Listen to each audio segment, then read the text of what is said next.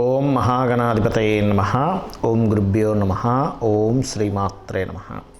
పరమేశ్వర స్వరూపమైనటువంటి జ్యోతిష, వాస్తు మరియు ఇతర అనేకమైనటువంటి శాస్త్రములను మనకు అందించినటువంటి మహర్షులకి నమస్కారం. హయగ్రీవ హయగ్రీవ హయగ్రీవేతి యో వదేత్తస్య నిస్సరతే వాణీ జహ్నుకన్యా ప్రవాహవత్. అరుణాం కరుణాతరంగితాక్షీం ధృతపాశాంకుశపుష్పబాణచాపాం అనిమాదిభిరావృతాం మయూకైః అహమిత్యేవ విభావయే భవానీం. శ్రీమాత్రే నమః.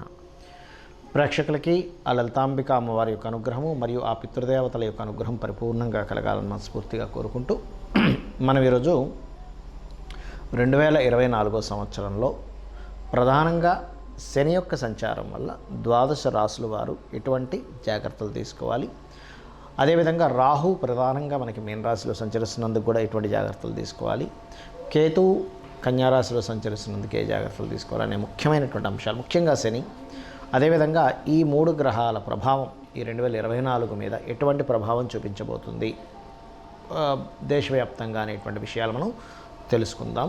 అదేవిధంగా ఏ పరిహార మార్గాలు చేసుకోవాలో కూడా నేను మీకు చెప్తాను.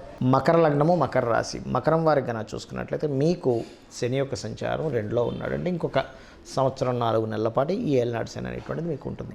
మరి ఈ యొక్క ఏలినాడు శని అక్కడ ఉన్నప్పుడు మీకు కలిగేటువంటి ఫలితములు ఏమిటి అని చెప్పి చూసుకున్నట్లయితే ప్రధానంగా ఈ కాంబినేషన్ ఉన్నప్పుడు మీరు బాగా అర్థం చేసుకోండి. ఈ కాంబినేషన్ ఉన్నప్పుడు మీరు పొరపాటున కూడా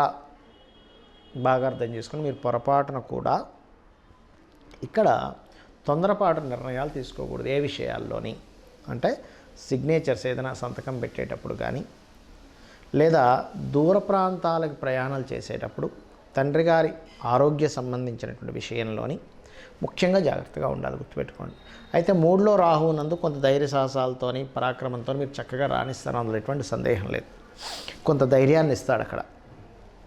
అయితే ఈ గురువు అంటే శని గురువుని చూస్తున్నాడు. శని ఎలా అంటే అన్నిటితో లింక్ పెట్టుకున్నాడు. ఇక్కడ శని రాహు నక్షత్రంలో ఉంటూ గురువుని చూస్తూ అదేవిధంగా తన యొక్క ప్రభావాన్ని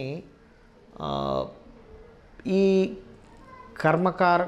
జీవకారకుణ్ణి కాలకారకుణ్ణి రెండింటినీ కనెక్టివిటీ పెట్టుకున్నాడు. అంటే ఏమిటి, జీవుల మీద కాలం మీద కంట్రోల్ తీసుకున్నాడు శని భగవానుడు. ఇక్కడ ముఖ్యంగా మీది మకర రాశి అవుతుంది కాబట్టి ఏమవుతుంటుంది, మీరు ఎక్కడైనా సరే చూడకుండా తొందరపడి సిగ్నేచర్ చేశారు, అగ్రిమెంట్ చేశారు, అక్కడ మీకు మళ్ళీ ఇరికిస్తాడంటే కర్మ రూపంలో వస్తుంది. ఆయన ఏం సాటిస్ఫై అయి మిమ్మల్ని ఇరికించడం కాదు. అంటే ఇక్కడ జాగ్రత్తగా ఉండాలి. లాంగ్ జర్నీ చేసేటప్పుడు కొన్ని జాగ్రత్తలు తీసుకోవాలి. తండ్రి గారి ఆరోగ్య విషయంలో కొంత జాగ్రత్తలు తీసుకోవాలి. తెలియకుండా కొంత దూరంగా కూడా ఉంటుంటారు. అప్పుడేం కాదు, మళ్ళీ తండ్రితో దూరంగా ఉండి ఏ విదేశాలకు వెళ్ళడం అట్లాంటి విషయాలు ఏమి అవ్వదు. అలాగే మరొక విషయం ఏంటంటే ఇక్కడ దీంతో పాటు ఈ యొక్క కేతువు ఎప్పుడైతే 9లో ఉన్నాడో, ఈ 9 అనేటువంటిది ఏమిటి అంటే 9వ స్థానం అనేటువంటిది పెద్ద మొత్తంలో బ్యాంక్ ట్రాన్సాక్షన్స్ విషయంలో కొంత జాగ్రత్త వహించాలి. అలాగే మరొక విషయం ఏంటంటే ఇక్కడ దీంతోపాటు ఈ బ్యాంక్ ట్రాన్సాక్షన్స్ మరియు ఈ 2వ స్థానంలో ఉన్నటువంటి శని యొక్క ప్రభావం ఏదైతే ఉందో కుటుంబ సభ్యులతో కుటుంబ సంబంధించినటువంటి అంశాల్లో కొంత జాగ్రత్త వహిస్తూ ఉండాలి అనేటువంటిది స్పష్టంగా గోచారంలో చూపిస్తుంది. కాబట్టి ఈ మనీ మ్యాటర్స్ విషయంలోనే, అందులో ముఖ్యంగా పెద్దవాళ్ళు ఏజ్డ్ పర్సన్స్తో కొన్ని ఫైనాన్షియల్ ట్రాన్సాక్షన్స్ విషయంలో కొంత గడబడినిస్తూ ఉంటాడు. అయితే ఈ ఫైనాన్షియల్ గ్రోత్ చాలామందికి ఏంటంటే, అయ్యో 2లో శని నడుస్తున్నాడు కదండి, నా ఫైనాన్షియల్ గ్రోత్ ఎలా ఉంటుందని కొంతమంది భయపడుతూ ఉంటారు. ఇక్కడ నేను చెప్పేది ఒకటే, మీకు 2లో శని నడుస్తున్నాడా, చక్కగా రోజు చండీ పారాయణం వినండి. మీరు చేయలేకపోయినా వినండి, కనీసం విన్నా ఆ తరంగాలు మీ ఇంట్లో మీ చుట్టూ మీరు దగ్గరగా పెట్టుకుని యూట్యూబ్లో పెట్టుకుని వింటున్నారనుకో, మన ఆరాలో ఉన్నటువంటి నెగిటివ్ ఎనర్జీ ఏదైతే ఉందో తొలగిపోతుంది. ఇలా చేయండి. మరియు లలితా అమ్మవారి యొక్క స్తోత్ర పఠనం ఎక్కువగా చేయండి, పుణ్యక్షేత్ర దర్శనాలు చేయండి, పితృదేవత ఆరాధన చేయండి, అనే విధాలు బాగుంటుంది.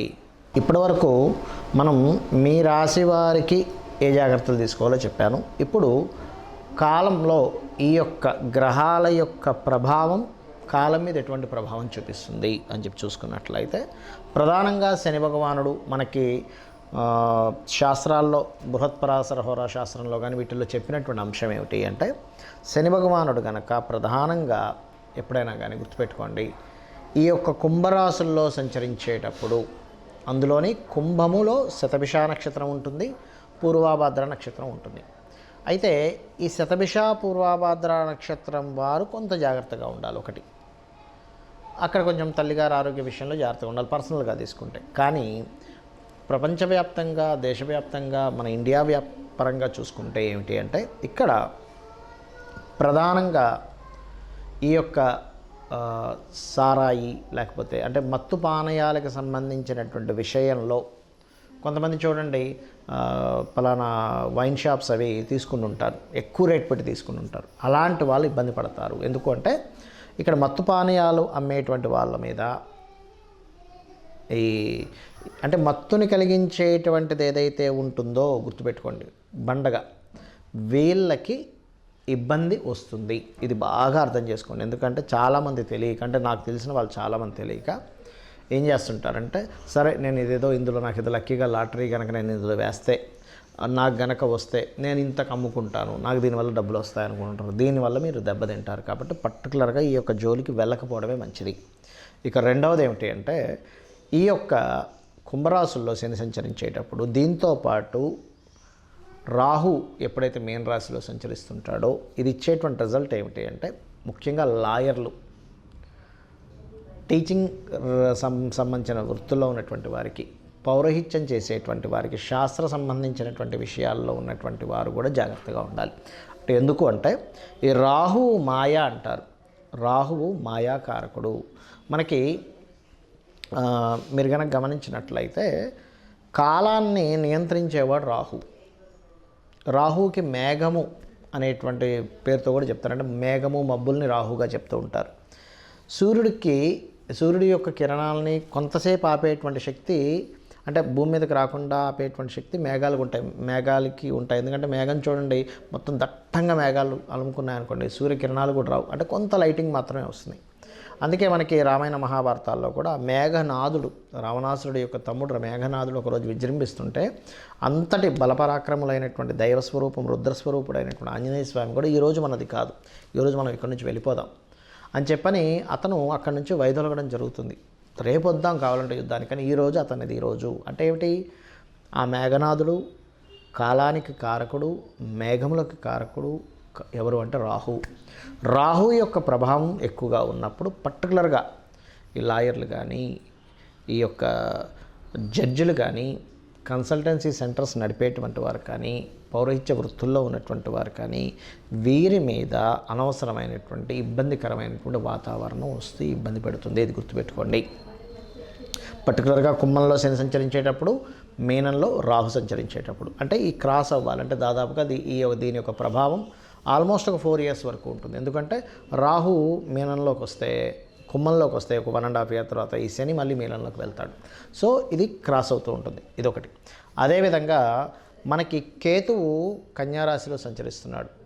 కన్యారాశి కేతు ఏం చెప్తుంది, బృహత్పరాశర హోరాశాస్త్రం ఏం చెప్తుంది అంటే కన్యారాశిలో కేతు సంచారము రాజులకి ఇబ్బంది అని చెప్తుంది. అంటే ఏంటి, ఇప్పుడు ఆల్రెడీ పరిపాలిస్తున్నటువంటి రాజులు ఎవరైతే ఉంటారో వాళ్ళకి ఇబ్బంది. అంటే ఎటువంటి ఇబ్బందులు అండి, వాళ్ళ యొక్క ఏదైతే పరిపాలిస్తున్న వాళ్ళ యొక్క రాజ్యం కోల్పోవడం. ఎందుకంటే ఒక రాజుకి శాస్త్రాల్లో చెప్పింది అయితే ఇంకా అసలు మృత్యు సంబంధమైనటువంటి విషయాలు జరుగుతాయని కూడా చెప్పింది శాస్త్రం. అయితే ఇక్కడ నేనేం చెప్తానంటే ఎప్పుడు మృత్యువే రావాలని రూల్ లేదు, గుర్తుపెట్టుకోండి. ఒక రాజుకి తన రాజ్యం కోల్పోవడమే మృత్యువుతో సమానం. ఒక ఉదాహరణకి ఒక సైనికుడు ఉన్నాడు, లేకపోతే ఒక యుద్ధం చేసేవాడు ఉన్నాడు. యుద్ధం చేసే వ్యక్తికి యుద్ధంలో మరణించడం కంటే యుద్ధంలో ఓడిపోవడమే మరణంతో సమానం. అలా ఏంటంటే శాస్త్రాల్లో చెప్పినటువంటిది అయితే మృత్యుతుల్యమైనటువంటిది మృత్యు సంభవము అని చెప్తూ ఉంటారు. ఎందుకు, కేతు కన్యారాశిలో సంచరించేటప్పుడు. కాబట్టి రాజులు అంటే ఇప్పుడున్నటువంటి కాల ప్రమాణంగా తీసుకుంటే సీఎంలు కావచ్చు, పిఎంలు కావచ్చు, లేనట్లయితే దేశవ్యాప్తంగా ప్రెసిడెంట్లు కావచ్చు, ఈ భారతదేశం అనే కాదు, ప్రెసిడెంట్లు కావచ్చు. అందులో పర్టికులర్గా కాశ్మీర నగరానికి సంబంధించినటువంటి విధిగా చెప్తూ ఉంటారు కేతు కన్యారాశిలో సంచరించేటప్పుడు. సో కాశ్మీర నగరానికి సంబంధించినటువంటి పరిపాలించేటువంటి వారు కావచ్చు, ఇటువంటి వారి రాజులకి ఇబ్బంది ఇస్తుంది ఇక్కడ. మరి కేతు సంచారం కన్యారాశిలో మరి సామాన్య ప్రజలు ఏ విషయాల్లో జాగ్రత్తగా ఉండాలి అంటే ఇక్కడ ల్యాండర్ మీద చూపిస్తూ ఉంటుంది. ఎందుకంటే కన్యారాశి అనేటువంటి ల్యాండ్ సంబంధించిన రాశి. కన్య కానీ, వృషభం కానీ, అదేవిధంగా మకరము, ఈ 3 కూడా ల్యాండ్స్ రిలేటెడ్ సంబంధించిన రాశిగా చెప్తూ ఉంటారు. కాబట్టి ఏమిటి, ఒక 1 year 4 months వరకు, ఇంకొక 1 year 4 months చేంజ్ ఉంది ఆ కన్యా రాశిలో కేతు సంచారం. ఆ సమయం వరకు కూడా మీరు చాలా జాగ్రత్తగా ఉండాలి ల్యాండ్ మీద ఇన్వెస్ట్మెంట్ చేసేటప్పుడు. జాగ్రత్త అంటే ఏమిటి, ఒకటి ఏదైనా లిటిగేషన్ ల్యాండ్ తీసుకుంటారు తెలియక ఈ కన్యా రాశిలో కేతు సంచారం జరిగేటప్పుడు. అంటే తెలియక ఇన్ని రోజులు కష్టపడి జాగ్రత్తగా పెట్టిన డబ్బులు కాస్త లిటిగేషన్ ల్యాండ్లో పెట్టి అక్కడ ఇరుక్కుపోవడం, లేదా అవతల వాళ్ళు ఏదో చెప్తారు, ఏంటంటే అసలు మొన్నటి వరకు విపరీతంగా పెరిపింది, మీరు పెట్టేసేయండి ఏముండి ఒక సంవత్సరం మళ్ళీ డబల్ అయిపోద్ది అంటే మనం తెలియకుండా ఏం చేస్తామంటే అప్పు తీసుకొచ్చి పెడతాం, డబ్బులు తీసుకొచ్చి. ఏముంది ఒక సంవత్సరంలో డబుల్ అవుతుంది కదా, అప్పు మళ్ళీ తీర్చేస్తాను, మిగిలిన డబ్బులు నాకు మిగులుతాయని. ప్రతి మనిషికి తన ధనాన్ని ఎలా పెంచుకోవాలి, తన జీవితాన్ని ఎలా అభివృద్ధి చేసుకోవాలి, తన కుటుంబాన్ని ఎలా అభివృద్ధి చేసుకోవాలి, 4 డబ్బులు ఎక్కువ వస్తే తన కుటుంబానికి ఎలా ఉపయోగపడుతుంది అనేటువంటి భావనలోనే ఉంటారు. అది తప్పు కాదు. కాకపోతే ఏంటంటే కేతు ఈ సంచారం జరిగేటప్పుడు షార్ట్ టర్మ్గా ధనం పెరుగుతుంది, షార్ట్ టర్మ్గా భూముల మీద పెరుగుతాయి అనేటువంటి కాన్సెప్ట్ పక్కకి తీసేయండి. ఒక సంవత్సరన్నర పాటు, సంవత్సరన్నర తర్వాతే మీరు ఆ యొక్క వీటిల్లోకి వెళ్ళండి అనేటువంటిది చాలా క్లియర్గా ఈ కేతు సంచారం అనేటువంటి చెప్తుంది. మరి ఈ రాహు మాయ నుంచి బయటపడాలన్నా, ఈ శని యొక్క సంచారం కొమ్మల్లో సంచరిస్తున్నప్పుడు ఈ వీటి నుంచి బయటపడాలన్నా, కేతువు యొక్క ప్రభావం నుంచి బయటపడాలన్నా ఒకటే గుర్తుపెట్టుకోండి, ఒకటి చండీ పారాయణం. కలియుగంలో కలౌ చండీ వినాయక అంటారు. అంటే గణపతి యొక్క ఆరాధన, చండీ యొక్క ఆరాధన అద్భుతమైన ఫలితాలు ఇస్తుంది. ముఖ్యంగా కుంభరాశిలో శని సంచారం చండీ పారాయణం చేయడం ద్వారా, మీన రాశిలో రాహు యొక్క సంచారం వల్ల పితృదేవతలకి చేయడము మరియు దుర్గా ఆరాధన ద్వారా, అదేవిధంగా కన్యారాశిలో ఉండేటువంటి కేతువు యొక్క సంచారం వల్ల, నేను మీకు ల్యాండ్ సంబంధించి చెప్పాను. ఇప్పుడు కొంతమందికి అదే వృత్తిగా ఉంటుంది.